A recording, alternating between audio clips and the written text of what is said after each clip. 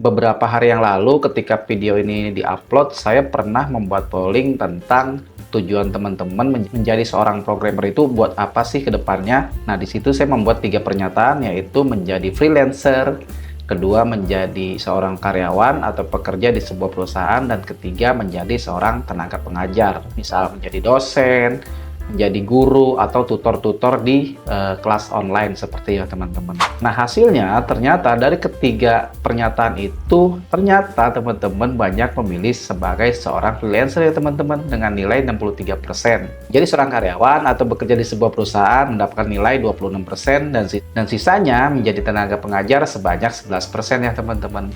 Artinya keminatan menjadi seorang freelancer ini ya cukup menarik dan cukup banyak ya teman-teman. Dan memang untuk saat ini menjadi freelancer ini cukup menarik ya bagi teman-teman untuk menjadi sebuah penghasilan bagi teman-teman. Entah menjadi penghasilan utama, entah menjadi penghasilan sampingan. Nah, karena hal itu di video kali ini saya mencoba untuk membahas tentang bagaimana sih perlu dilakukan teman-teman menjadi seorang freelancer, apalagi teman-teman yang akan baru memulai atau menjadi seorang freelancer pemula. Oke teman-teman, mari kita bahas 9 hal menjadi seorang freelancer programmer pemula ya teman-teman. Jam! Ya teman-teman, balik lagi bersama saya Mawi. Di video kali ini kita akan membahas hal-hal yang perlu dilakukan teman-teman untuk menjadi seorang freelancer, khususnya programmer pemula kayak gitu ya teman-teman. Atau kayaknya memulai karir sebagai seorang freelancer, khususnya programmer, kayaknya menjadi langkah yang cukup menarik untuk menambah penghasilan kita, entah menjadi yang penghasilan utama maupun sampingan ya teman-teman. Kayaknya cukup menarik untuk di zaman sekarang ini ya teman-teman. Selain menambah hal keuangan, ya kita sering-sering membuat pemrograman atau membuat suatu aplikasi, ya juga menambah keterampilan kita ya teman-teman. Jadi keterampilan kita tidak tumpul gitu. Maka dari itu teman-teman gak salahnya nih mencoba menjadi seorang freelancer. Tapi kadang-kadang juga teman-teman bingung ya, gimana sih cara memulai menjadi seorang freelancer, khususnya programmer pemula ini. Tahapan-tahapan apa aja sih yang bisa kita lakuin menjadi seorang freelancer programmer pemula? Nah, berikut saya akan mencoba memaparkan beberapa hal yang bisa teman-teman lakukan untuk memulai sebagai freelancer programmer pemula. Berikut ulasannya ya teman-teman. Yang pertama, tentu saja teman-teman harus menentukan bidang pemrograman teman-teman itu seperti apa. Identifikasi teman-teman ini mau bikin apa nih nanti ke depannya. Entah menjadi programmer mobile, programmer website, programmer perangkat lunak, analisis data, atau bidang programmer yang lainnya teman-teman. Nah, setelah itu teman-teman fokus untuk belajar atau meningkatkan skill di keahlian tersebut ya teman-teman. Mana yang akan kita jadikan keahlian kita untuk kita jual jasanya ke klien kita gitu ya teman-teman. Nah, yang kedua, teman-teman harus selalu memperbaharui serta meningkatkan keterampilan teman-teman di bidangnya masing-masing ya teman-teman. Pastikan teman-teman selalu update teknologi-teknologi terbaru, fitur-fitur terbaru yang teman-teman dalami bidang pemrogramannya ya. Jangan sampai ketinggalan atau lewat. Teman-teman seperti biasa bisa belajar dari buku, dari tutorial online, kelas berbayar maupun YouTube ya teman-teman. Banyak zaman sekarang sumber-sumber teman-teman untuk meningkatkan skill pemrograman teman di bidangnya masing-masing kayak gitu ya teman-teman. Jadi ya tingkatkan keterampilan serta memperbaharuinya ya teman-teman, selalu up to date gitu ya teman-teman. Yang ketiga, kamu harus mulai pede nih, mulai pede untuk membangun portofolio ya teman-teman. Loh, kok gimana bang caranya mulai membangun portofolio? Kan kita baru ini. Gak apa-apa, kita mulai berani aja dulu untuk membuat proyek-proyek kecil ya teman-teman. Atau kita ikut serta dalam proyek-proyek open source, di mana itu bisa kita lakukan misal di GitHub atau di Stack Overflow ya teman-teman sumbernya. Kalau kita ingin melakukan proyek-proyek kecil ya teman-teman, gak apa-apa, kita ikut-ikut aja proyek-proyek kecil. Kalau enggak, teman-teman mulailah membuat sebuah aplikasi atau sebuah website bagi seorang programmer website yang ringan-ringan aja, yang penting utuh ya teman-teman gitu. Nah, setelah itu teman-teman bolehlah nanti dicantumkan hasil karyanya itu di CV maupun di media sosial pencari kerja kayak semacam LinkedIn atau Jobstreet ya teman-teman, nggak apa-apa. Yang keempat, nah ini teman-teman harus menciptakan pengalaman. Loh, apa itu maksudnya menciptakan pengalaman? Kalau di awal-awal menjadi seorang freelancer, otomatis kan kita belum ada karya yang banyak ya teman-teman. Maka dari itu kita harus menciptakan karya atau aplikasi-aplikasi bagi klien ya teman-teman. Nah, caranya adalah teman-teman kalau bisa menerima atau mencari proyek-proyek kecil atau di sekitaran teman-teman. Misalkan tangga atau temennya, saudara mempunyai usaha kecil, bolehlah dibuatkan aplikasi atau websitenya teman-teman. Gak apa-apa yang ringan-ringan aja, semacam saudara teman-teman mempunyai perusahaan permulaan atau CP yang kecil-kecilan. Nah, teman-teman tawarkanlah untuk membuat misalkan landing page ya teman-teman.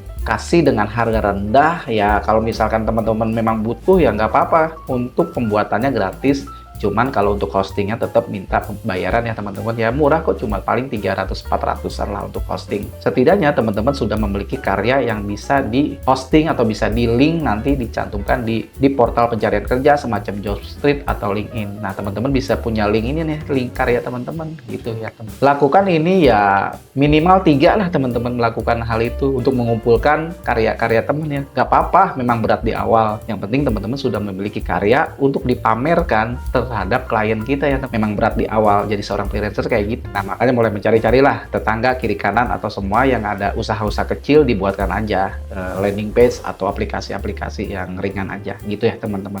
Nah kalau tadi kita untuk membuat karya sendiri atau menciptakan pengalaman berdasarkan mulut ke mulut ya, tetangga atau ke tetangga atau teman ke teman. Nah selanjutnya bolehlah kita mencoba menyebarkannya melalui internet ya teman-teman, melalui portal-portal freelancer ya teman-teman, semacam Upwork, Freelancer, Fiverr, atau juga Fastwork ya teman-teman kalau untuk Indonesia gitu ya teman. Banyak kok platform-platform seperti itu. Nah mulai teman-teman mencari informasi tentang media teman-teman untuk menyebarkan keahlian teman-teman pada klien kalian gitu ya teman-teman. Nah kalau di platform itu atau platform freelancer teman-teman ya harus ini teman-teman, jangan lupa menampilkan profilnya yang bagus, misalnya pengalaman, keterampilan, dan portofolio yang teman-teman bikin itu yang secara gratis yang tawarkan cantumin aja. Nah kan teman-teman sudah punya modal nih gitu. Nah selain itu, walaupun mulut ke mulut dan gratis, teman-teman juga minta testimoni dari hasil karya teman-teman yang teman-teman bikin gratis itu, testimoni atau ulasan positif ya teman-teman. Gak apa-apa, saya pengen di testimoni nih sama ulasannya yang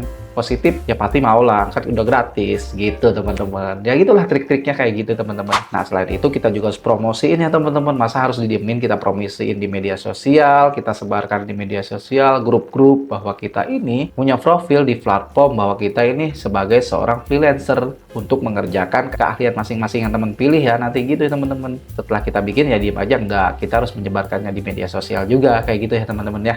Nah lanjut yang keberapa ya? Yang ketujuh ya, yang ketujuh. Nah teman-teman mulailah menentukan tarif ya teman-teman. Mulai berani menentukan tarif kalau teman-teman sudah ada portofolio, sudah membuat profile di platform freelancer. Ya tentu saja ya kita harus perang harga juga. Ya tentu saja ya kita harus meriset freelancer yang sejajar dengan kita ya teman-teman. Kita harus lihat-lihat juga sebisa mungkin ya, jangan terlalu tinggi juga dari mereka atau terlalu rendah juga jangan mereka. Ya kita mepet-mepet lah dari mereka gitu teman-teman. Boleh teman-teman kalau misalkan masih belum pede ya agak di bawahnya sedikit aja nggak apa-apa. Kalau yang misalnya pede ya di atas sedikit nggak apa-apa. Kayak gitu ya teman-teman menentukan tarifnya. Jangan takut-takut buat mencantumkan ini tarif ya teman-teman. Selain itu ya teman-teman kasih nilai plusnya. Misalkan paketnya apa aja nih. Situs platform itu dibuatlah beberapa paket ya teman-teman. Sesuai dengan kemampuan teman-teman lah. Kalau misalkan agak rumit ya teman-teman bisa lebih mahal lagi untuk mencantumkan tarifnya. Kayak gitu ya teman-teman. Pede aja kita memulai untuk mencantumkan tarif. Nggak apa-apa. Ya, nah ke-8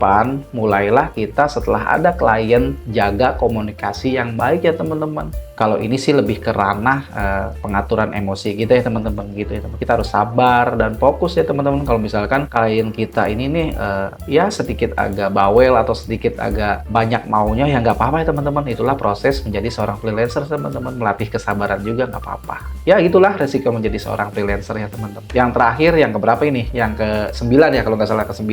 Setelah melewati semuanya, berilah servis yang paling baik ya teman-teman. Itu mulailah belajar untuk profesional, memberikan servis yang terbaik. Pastikan kualitas kerja kita selalu baik, pengerjaannya sesuai deadline yang disepakati ya teman-teman. Terus kasih solusi ya teman-teman, atau ada timbal baliknya teman-teman, ngasih saran kepada klien. Nah otomatis klien juga, oh orang ini ternyata dia selain bertanggung jawab juga ngasih solusi nih. Nah itu kan jadi salah satu nilai plus nih bagi kita. Bisa jadi dia punya teman atau punya kolega ditawarkan pembuatan aplikasi atau websitenya kepada kita. Nah itulah teman-teman, menjaga komunikasi yang baik dan juga memberikan kualitas yang baik tentunya. Itulah beberapa hal yang bisa kamu lakukan menjadi seorang freelancer pemula ya teman-teman. Selain dari skill, selain dari kita jago marketing, nah di sini kita juga harus menjadi seorang profesional ya teman-teman. Oke teman-teman, itulah beberapa hal atau ada 9 poin yang bisa teman-teman lakukan. Yang pertama, kita harus tentukan bidang pemrograman kita. Yang kedua, kita harus harus selalu memperbaharui atau meningkatkan keterampilan kita. Yang ketiga, mulai berani atau pede membangun portofolio ya teman-teman. Yang keempat, mulailah kita menciptakan pengalaman ya teman-teman, semacam kita membuat aplikasi atau website yang gratisan kepada tetangga atau teman-teman kita ya teman-teman, untuk mulai membuat sebuah portofolio gitu ya. Nah yang kelima, mulailah kita membuat profile di situs atau platform untuk seorang freelancer ya teman-teman. Yang keenam, setelah kita bikin profile, promosikan diri teman-teman juga ya, jangan lupa misalnya di grup WhatsApp, Telegram, entah di media sosial lainnya, jangan lupa ya. Yang ketujuh, mulailah teman-teman menentukan tarif. Ya, misalkan teman-teman riset dulu nih yang sesuai atau setara dengan teman-teman. Ya, nggak apa-apa kalau misalnya teman-teman belum terlalu pede, ya bolehlah teman-teman sedikit di bawah harga pasar yang teman-teman setara kemampuannya. Setelah pede ya nggak apa-apa ditingkatkan lagi di atas pasar gitu ya teman-teman. Sedikit aja, nggak usah banyak-banyak gitu. Yang kedelapan, jaga komunikasi dengan klien ya teman-teman. Nah ini yang cukup penting, karena ketika klien puas, bisa jadi dia akan meng-calling kembali atau memesan kembali layanan kita ya teman-teman. Dan yang terakhir yang cukup penting, jaga kualitas aplikasi atau website yang teman-teman buat ya. Kita komunikasi sudah baik tapi kualitas ya nggak terlalu baik, ya sama aja. Klien juga akan ya males untuk balik lagi. Oke teman-teman, kita sudah belajar 9 hal jika teman-teman mau menjadi seorang freelancer programmer khususnya pemula ya teman-teman. Itu saja yang bisa saya sampaikan. Kalau misalkan teman-teman ada tambahan atau misalkan ada yang kurang atau ada saran, silahkan tulis di kolom komentar ya teman-teman. Dari saya itu saja, kita ketemu kembali di video atau materi tips programmer lainnya ya. Bye!